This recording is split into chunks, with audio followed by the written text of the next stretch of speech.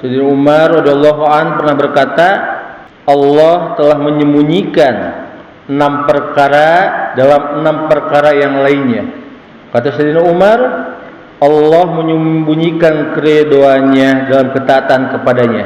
Yang kedua yaitu Allah Subhanahu wa taala menyembunyikan murkanya dalam kemaksiatan seorang hamba kepadanya. Yang ketiga ya Allah yaitu Allah Subhanahu wa taala menyembunyikan Lailatul Qadar dalam bulan Ramadan. Dan yang keempat yaitu Allah Subhanahu wa taala menyembunyikan para wali Allah di antara manusia. Dan yang kelima yaitu Allah Subhanahu wa taala menyembunyikan kematian dalam umur seseorang. Dan yang terakhir yaitu Allah Subhanahu wa taala menyembunyikan as-salatul wusta, yaitu salat yang paling utama di dalam saat 5 waktu yang telah Allah Subhanahu wa taala tetapkan.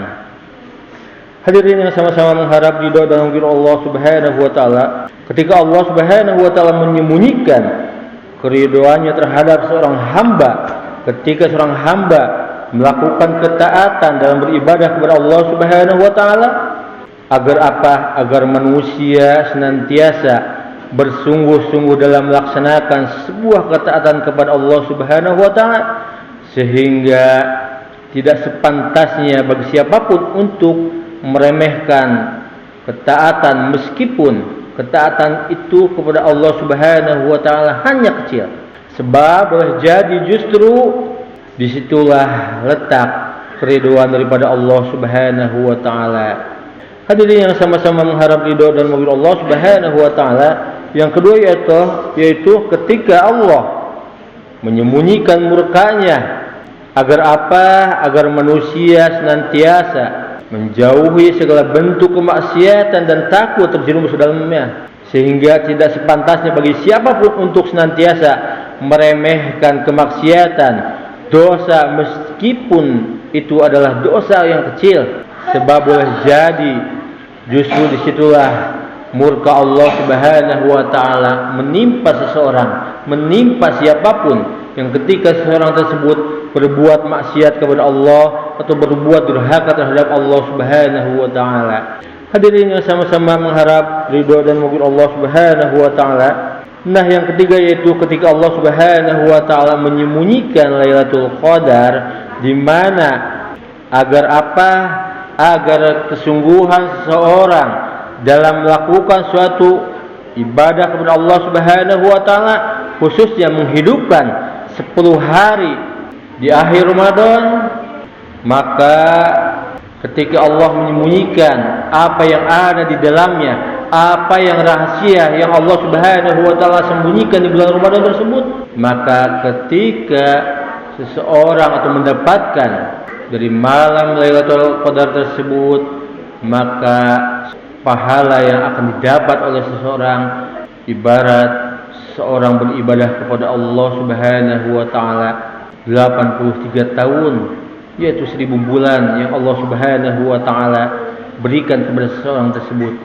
Nah, hadirin yang sama-sama mengharap ridho dan maghfirah Allah Subhanahu wa taala, oleh karenanya ketika Allah menyembunyikan rahasia-rahasia di mana rahasia tersebut akan memberikan dampak pada kehidupan manusia, dampak pada seseorang tersebut, agar apa?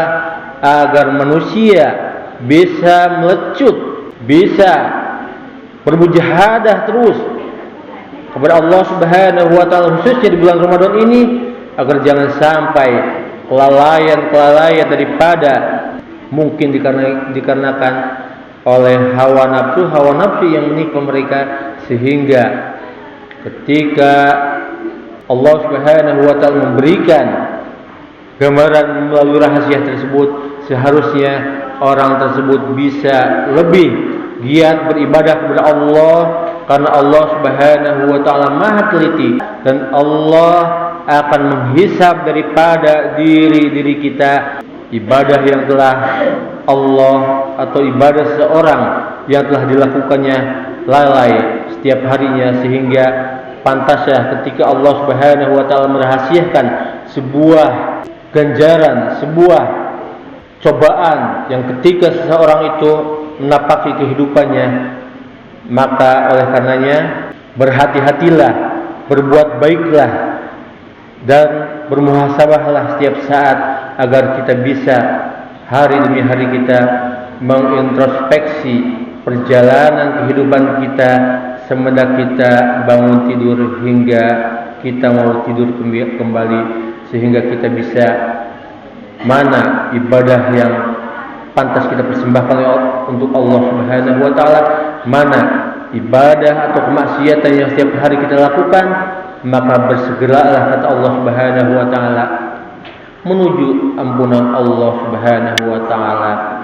Hadirin yang sama-sama mengharap ridho dan maghfirah Allah Subhanahu wa taala. Mungkin itu sedikit yang dapat saya sampaikan, kurang lebihnya mohon maaf. Assalamualaikum warahmatullahi wabarakatuh.